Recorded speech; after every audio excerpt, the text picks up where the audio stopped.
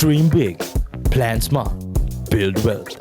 This is the TFS podcast, where money talk gets real and financial freedom is more than just a goal.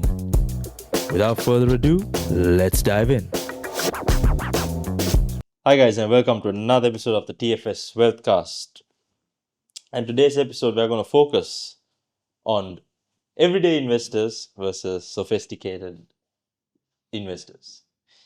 So Promo, Where do we start? where do we start? So Promo, have you noticed that first-time investors often spend months analyzing a property, while experienced investors seem to make decisions much faster, like yourself? Obviously, I'd like to call myself a quick decision maker. You're right.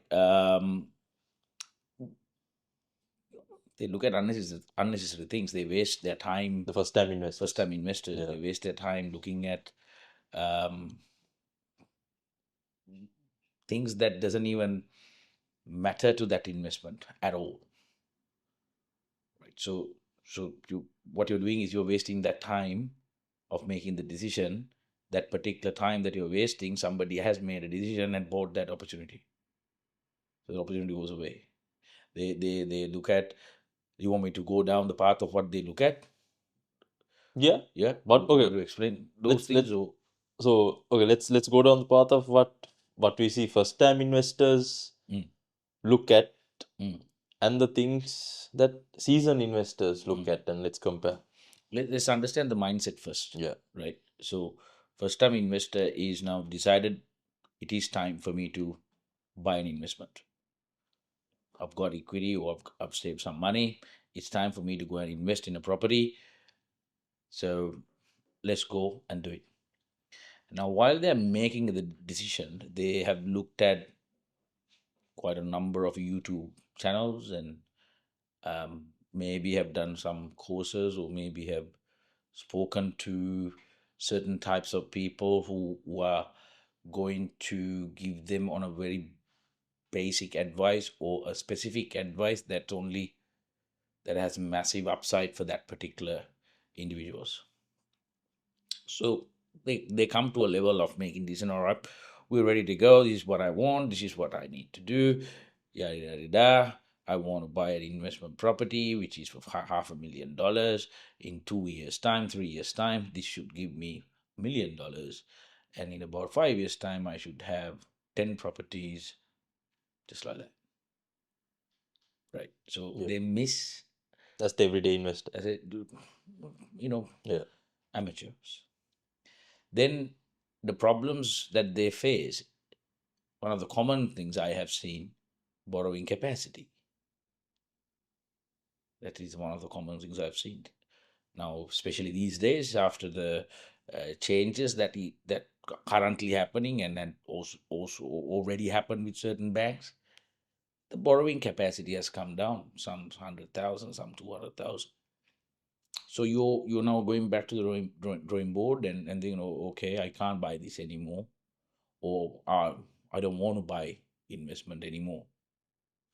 Right. So some look at different kinds of options, but then when they're looking at different kinds of options, they get emotionally attached to those options.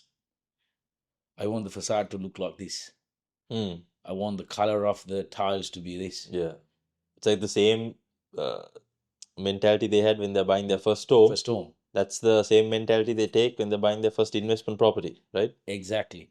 So they get, along the way, they get really confused of whatever the good information that they picked to make the decision to buy an investment property, as well as the wrong information they picked. Yeah.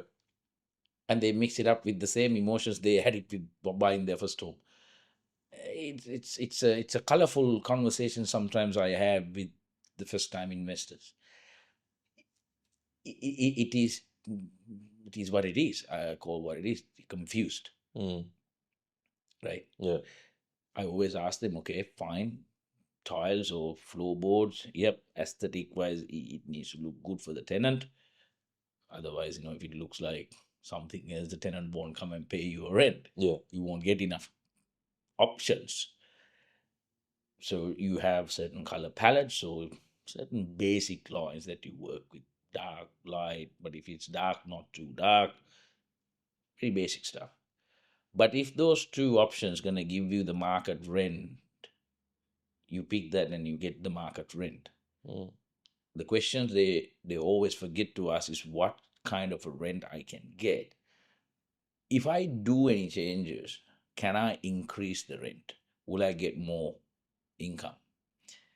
These are some of the things that they miss while choosing the facade color, while choosing the tile color, or while doing, all these pendant lights to all these unnecessary things, right? But when you go back to when you go to the sophisticated investors, they won't even ask what color is they won't even look at the floor plan. All right, 3 bedrooms or 4 bedrooms, what's the rent? Cool. Location, yep, no problems. What's happening in the location? What had happened in the location? Yep, no issues. Get the information, they'll do their research. When they're doing their research, it's about justifying the information they got. Has it actually happened? Mm. What else happening? Are there any questions to ask about them? Write it down, come back to the person and ask the question if they need to. But when they're coming back, they've already made the decision. This is it. I want to buy that. What do I do next?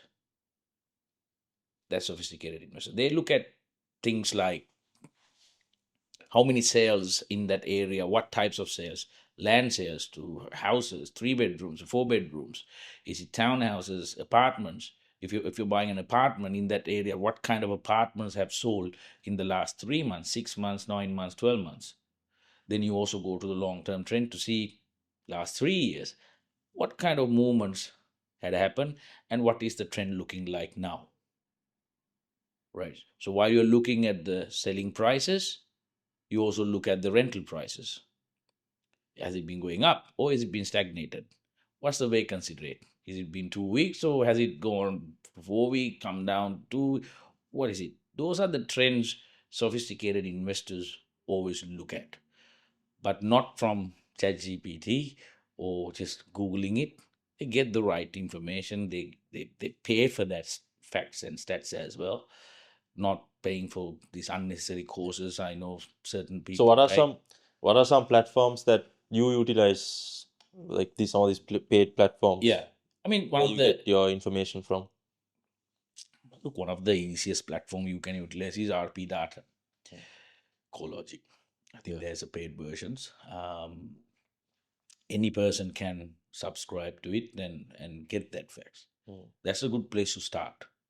Realestate.com.au also give you facts, but certain facts you need to double check. Okay. Right. But majority of, if you know how to get it, such as this location, let's say pick a location, Burwood East.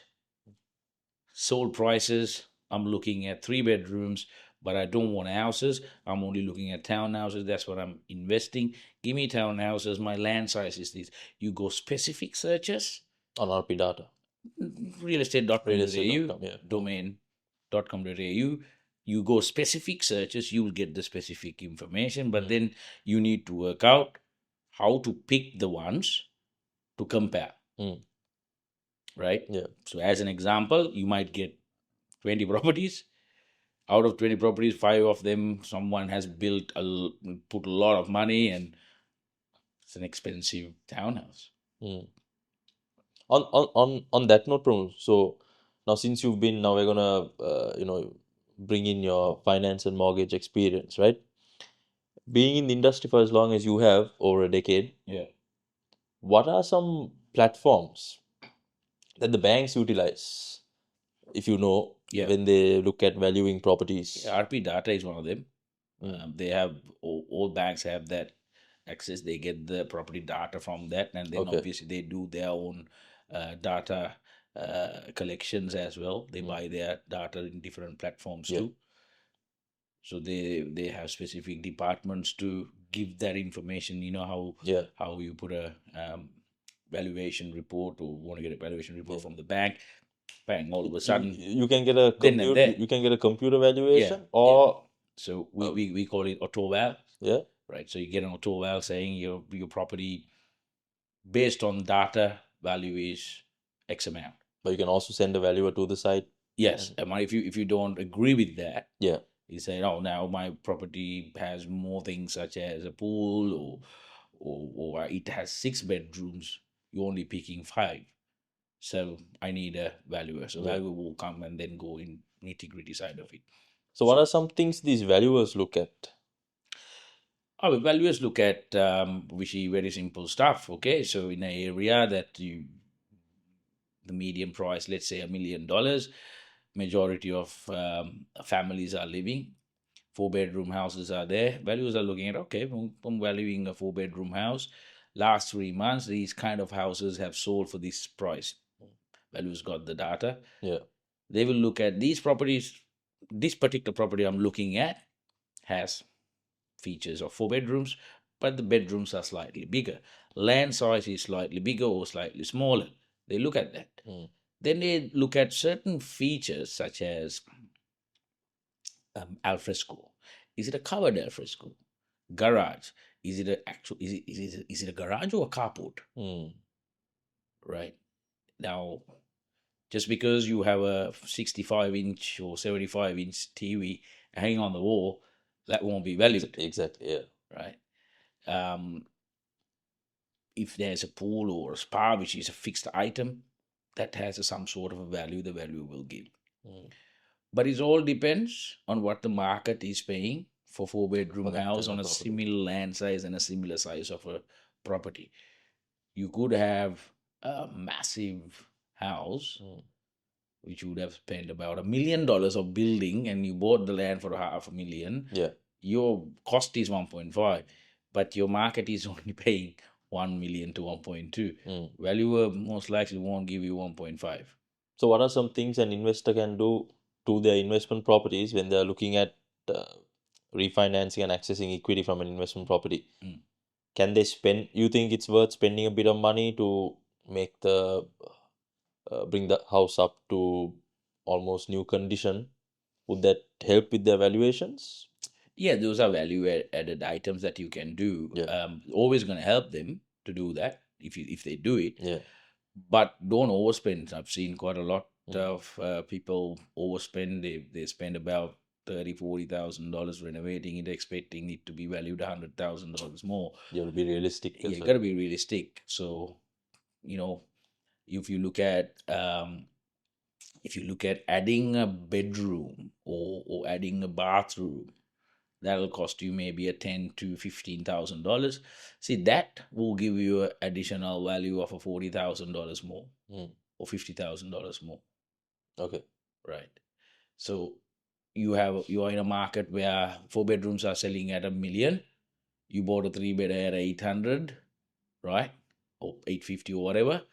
Then you spend about good 15,000, 20,000. You add a 4th bedroom with a bathroom.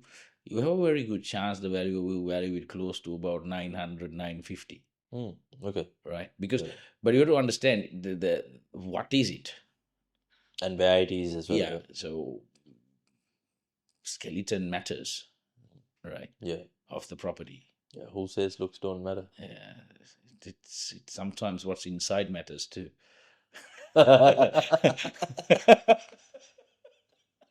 So bro, when a seasoned investor looks at property, right? Yeah. What do they actually focus on? Or let's narrow this down. What do you look at as a seasoned investor when you buy an investment property? Yeah. Very basic stuff. How much money I have to invest. Whether it's a 5% deposit, 10% deposit, 15 or 20%, right? And where am I getting that money from? And what's the cost of that money? I look at that. Then I look at where am I investing this money? What kind of a property is it? And what kind of rental return it will give me?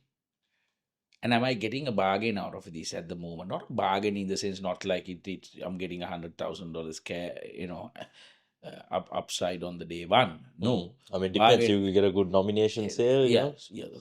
Can't chase them. Yeah. You get them, you then get you lucky. gotta act. Yeah. But I look at, okay, what's happening in that area, what kind of people are living there, and what kind of investments from the local government and the federal governments are doing, right, or state governments are doing. So then I look at infrastructure. What kind of industry is it? Is it a medical industry, or is it blue collar jobs mainly, or is it government based jobs? What is it? And then I look at what kind of, what's the basic or average income threshold in that area, because I need to understand my tenant, Mm. who's gonna be the one gonna be in my property, who's gonna start paying rent to me. Yeah. Because if you're not paying rent to me, then the whole investment is not that lucrative to me. Depending on how much rent you can ask for that Yeah. property. So as an example, this particular location I saw today, I've done the numbers for myself. I haven't told Sonali yet. Yeah. I want to buy it because you don't see properties like these usually that Mm. I'm making $12 a week. I'm making money Yeah. every week. Right? Once you reduce the mortgage. I guess. No, from day one. Oh, okay. Right. So because the rent is very high. And it's a 4-bedroom house. It's a 4-bedroom house. Right. What are the rental figures? So they're fetching about $700 to $750 per week rent. And it's regional. It is regional. Well, we love regional. It's always done very well. Yeah. But you got to pick the right pocket. Mm. So this particular one, I really like it, and I've done some conservative numbers, and looks amazing to me because if I'm making $12 pre-tax, thank you very much. It's a brand new property. Depreciation will take care of that anyway. So now things like that. Yeah. Then I look at, okay, what's the build time? What's the land size? What am I paying? What's my dollar per square meter rate I'm paying? And I will look at the trend for the last year or two, because no point of going back to 10 years, right? When you look at the trends, right? Trend 10 years ago, we all know the property price is going up. Mm. But I look at the last 2-3 years time, because perfect time to look at fluctuations of interest rate, different demands and supplies happening. Yeah. So I looked at those things, and the rental market is keep going up because a lot of people are moving to that side because of the income or jobs. Opportunities are there. Quite a lot of opportunities are there. Still a very small community based. How many hours from the CBD? How many hours from the CBD is this? Oh, it's quite far. Okay. It's actually it's a beautiful location to me, right? What I saw, these are the things I see. It's in the border of Adelaide, South Australia, Victoria, and New South Wales. So what I saw is, now this is an amazing route if you look at the transportation side of it, Yeah. right? So then I looked at what kind of businesses running there. Mm. Voila, quite a lot of transportation Businesses. Yeah. right? So things like that. So it's a definite yes for me to invest. Look at the supply, you look at the demand, and Absolutely. makes sense. Yeah. And looked at what's happening, migration policies. See, when a lot of people talk about migration policies, or you invest, look at the migration policy, invest. Okay, fine. We understand that. Where and who are these migrants? What kind of income are they earning? Are they actually going to be working, or are they just going to be not working? And if they're working, how much of income are they bringing in? Yeah. What are their aspirations? How long do they need to wait till they get their PR? Mm. And if a lot of migrants, if they spend about 4 or 5 years in a regional suburb, the chances of them wanting to reside in that suburb is Very high. Very high. Right? But if they're getting their PR within a year's time, Then they would most go of the back, time yeah. you're moving your tenants in between, right? So Exactly. so then you got to look at your vacancy rate in the area. Yeah. So is it really a more we got to look at that kind of a market, or Yeah. you want to go a bit more stable market to Exactly. be stabilized, right? So I look at those things. But then things like these adds up to me. It gives me more, oomph to, right, okay, here we go. I want to buy this. But I don't know how Sonali is going to say, what she's going to say today. When I say to her, show the numbers, what do you reckon? Can we just put this amount of money? Let's see. Yeah. Right. Oh, yeah, maybe you need to, take off for dinner, some wine. No, I don't need to. I don't need to butter up to make money. What do I have to do? No way. No. She's a smart. She's a smart girl. Where she make the right decision. But the thing is, she ends up doing a lot of the paperwork, which she doesn't like. Yeah, again, she's a smart girl. She'll figure out. That's the butter. That's the butter. What happened? We're not butter. She'll figure out where to send the paperwork to be done. So I'm pretty sure that we have enough people in the office who can do the paperwork. Right. So for any customers, potential clients or listeners who are interested in buying an investment property, are there more opportunities in that area if they? Oh yeah, absolutely. There's a lot. So not a lot in the sense that not like Clyde North and not like officer. Not like that, right? So there's limited amount of supply coming in. And what would be the entry price for an investment property? Less than 600. Less than 600,000. Over 600 square meter blocks. All 600 square meter blocks. Yeah. There you go, guys. If anyone's thinking about buying an investment property, you should give us a call. Yeah. So there's opportunities like that, right? So one of the other key things, pretty much 99.9% investors miss. Pretty much. Speed to the market. Speak to the market. Speed to the market. Right. One of the things I look at when I invest in my personal, if I'm investing in a estate or newly developed estate, I would love to buy the first 20 properties or one of the first 20 lots that they release. These are the ones right in the front. Not necessarily. Whatever you release at the beginning, depending on the stage, I'll pick the best one and I'll buy the best one that suited me. Because you got to understand how the development business works. When you understand how the development business works, you will get into the market very quickly, wherever it is. If you're in that house and land game, or if you're in that development, brand new established, now, come on, now, we all know most of the investors are going to come to the brand new game.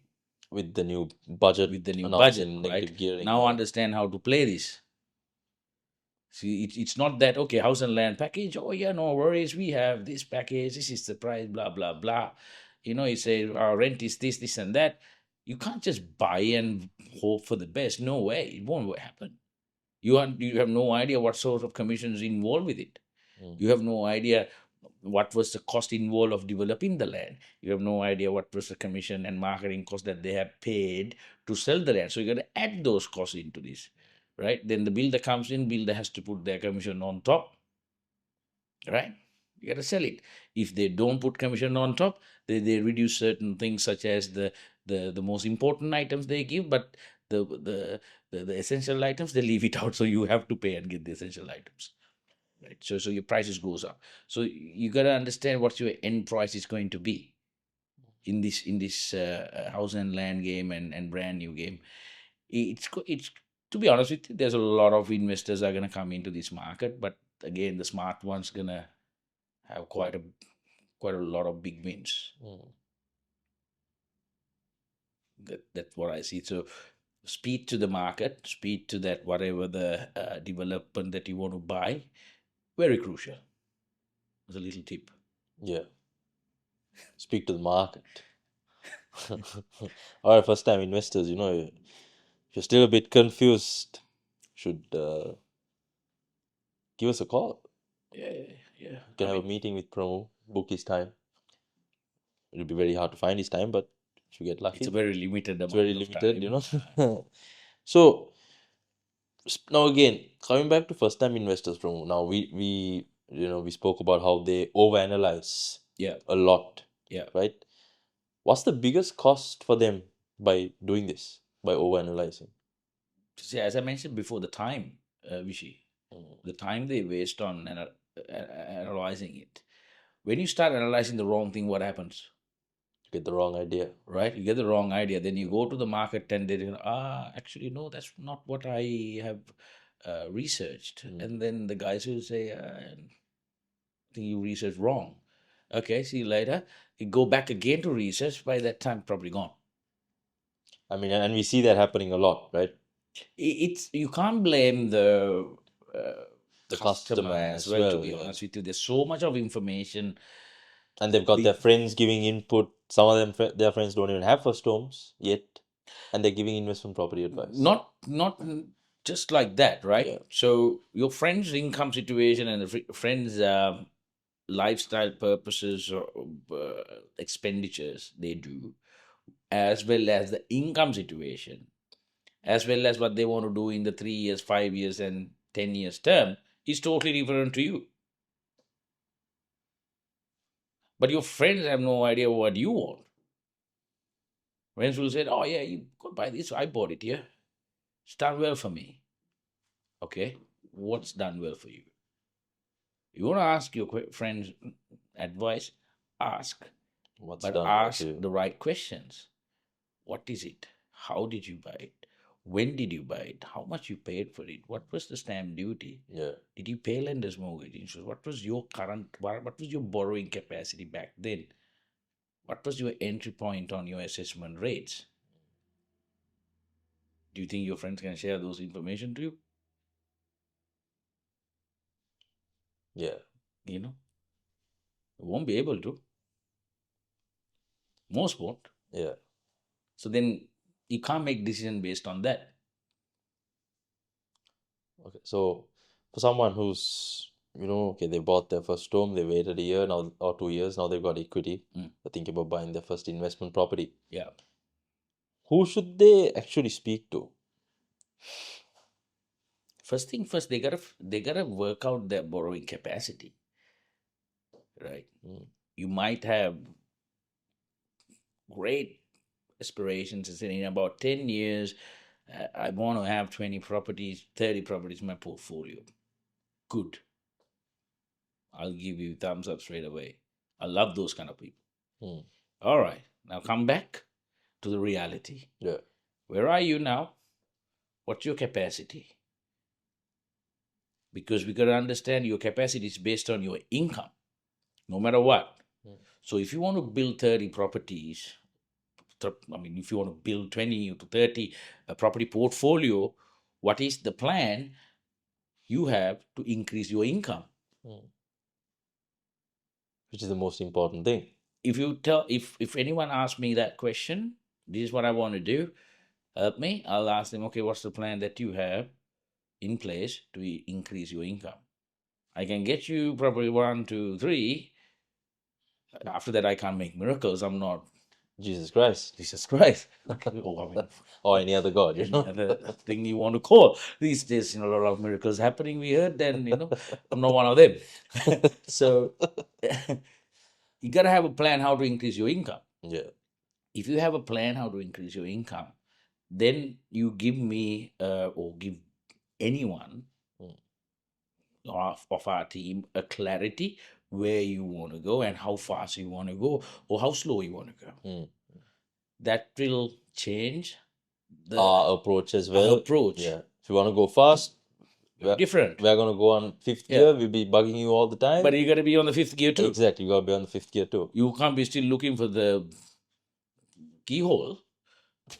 You haven't even started your engine. No, you can't do that. Yeah. You know what I'm saying? Yeah. So you have to be Yeah, because if you come and tell us you're serious, then we get serious. Then you can't. If you start hitting the brakes, you gotta let us know. Yeah.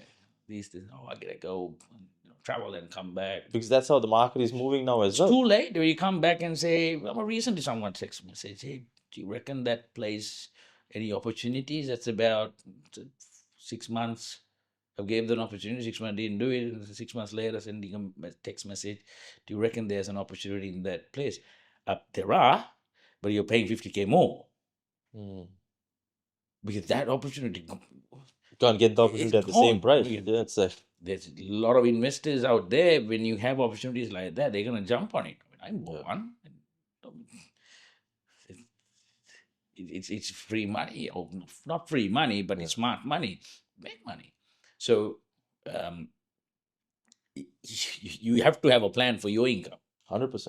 And then we got to have a plan how to reduce your non-tax deductible debt. That is very important if you want to plan and build a portfolio. If you don't have a plan of doing that, you're going to get stuck. Yeah. All right, so let's give first-time investors a framework, right, to follow when buying their first investment property. Yep. What's the first thing they should do? First thing they should do, have a plan how to pay their current home less than 30 years. Pay it under 30 years. Okay, if they don't, if they need help, what kind of person should they speak Talk to the people who have done it. So is that a real estate agent or a... No, you gotta learn. You gotta get it from the finance advisors.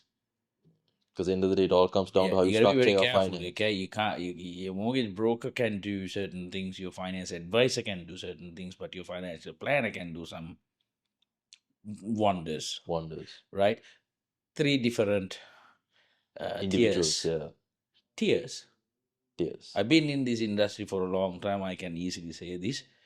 I'm pretty sure a lot of people won't be able to question me on this. These are the actual tiers. Mortgage broker, to become a mortgage broker, you only need a Cert 4. Easy. And anyone can My do it. 13-year-old can be a mortgage broker. Yeah. Right? To be honest with you. Then finance advisor, a little bit more.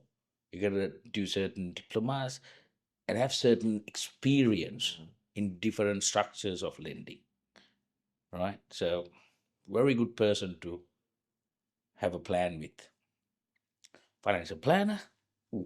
Now we're talking different league here. Yeah.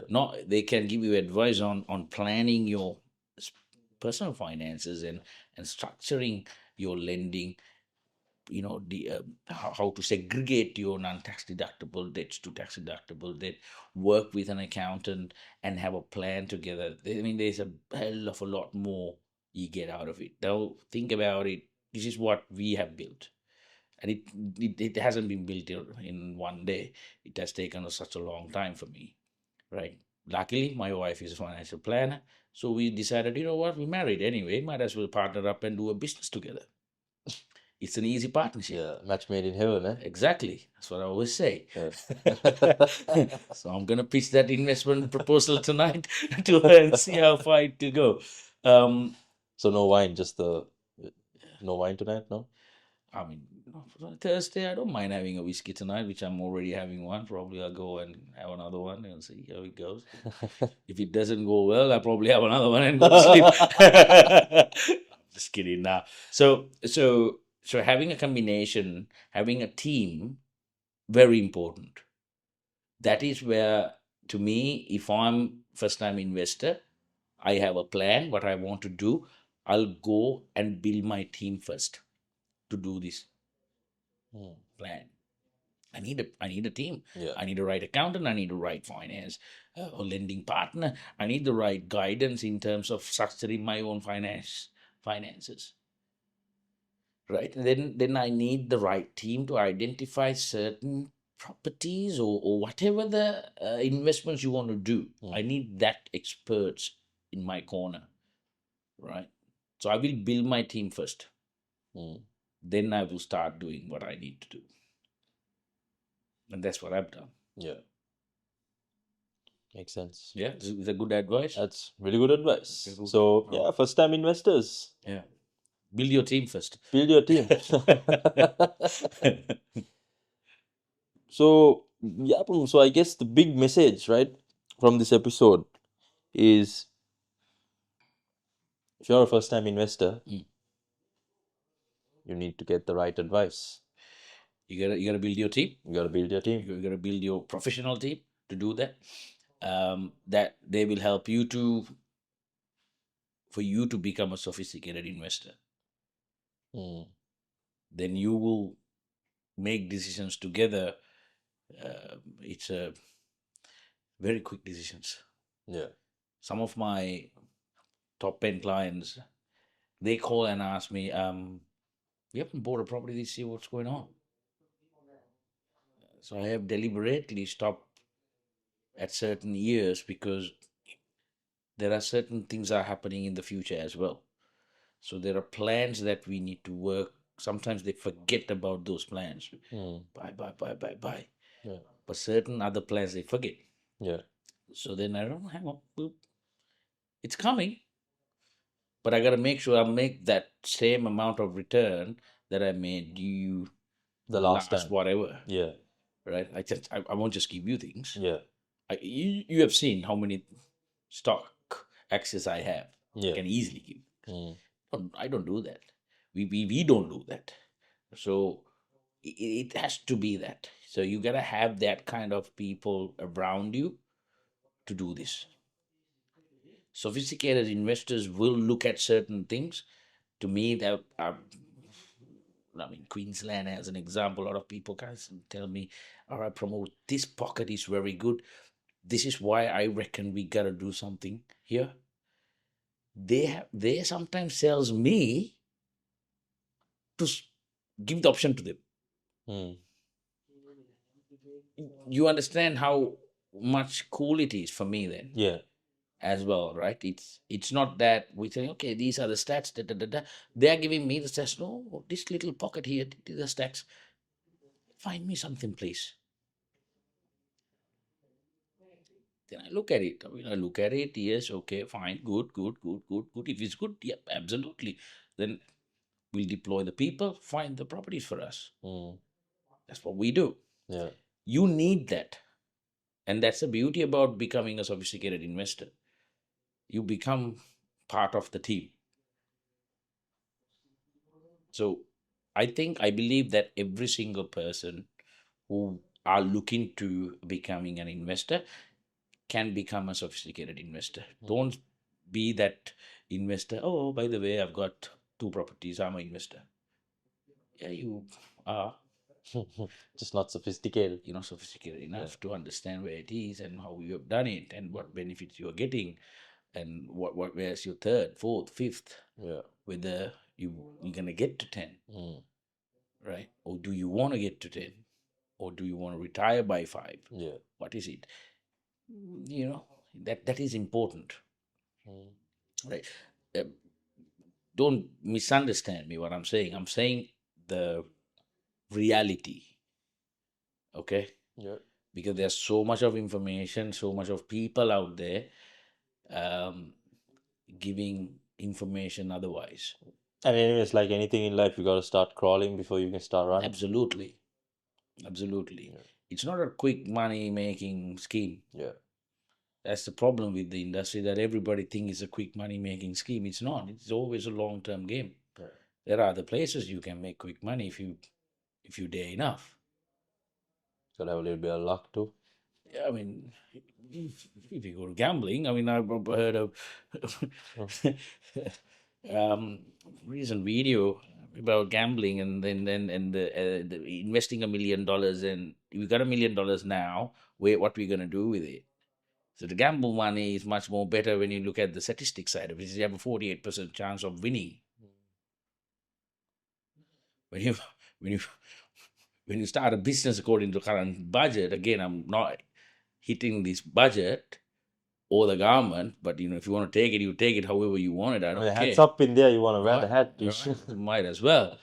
You start a small business, it's 47% chance you lose 47% of the income. Yeah.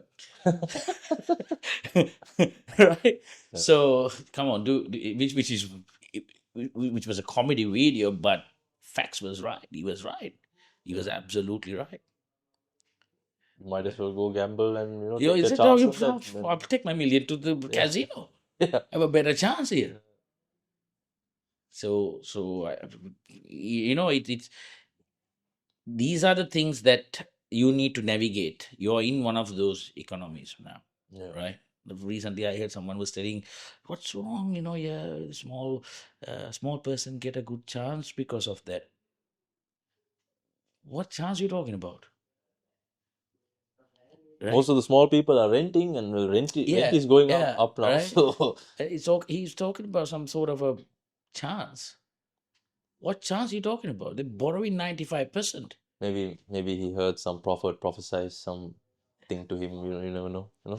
So weird ones. No, but the thing is, that's the thing. There's weird information out there. You Yeah. gotta be very, very careful what you hear and what you observe and what you do things out of it. Mm. You gotta be very careful. This is one of those markets. Yeah. I think Gotta we be can smart. talk about some of the other stuff in the next episode. Yeah. What are we doing next, bro? Do we want to leave a small hint? I think next episode, Sonali is going to come. She's going to talk about. I'm actually going to interview her. So there are a few questions I want to ask her in terms of the financial planning side of it. All right. In the budget, because of the current budget, what changes people need to do in terms of their savings. If you're looking to buy your first home, or if you're looking to buy your investment, or even if you're looking to get into starting your own business, what are the things that you need to do from the financial planning perspective? Okay. And I think the following episode is also going to be something along that line on types of properties that We're going to talk about commercial property. types of properties, commercial properties, and structures of buying, a lending environment, how the banks are going to look at your loans now, the assessment, the things like that, and we will talk to you about What kind of property turns investors on in this current market? yeah, and off as well. Is it we're gonna talk about those things as well, or okay? Yeah. So yeah, Just stay exciting. tuned. Stay tuned. All right, guys. With that being said, thank you for tuning into another episode of the TFS Wealthcast, and we'll catch you guys on the next episode. Thank you very much. Thank you for tuning in to another episode of the TFS podcast, where we turn knowledge into action and big goals into real results. Now, don't forget to like and subscribe and share this episode with someone working towards their next financial step. Now, with that being said, until next time, keep building.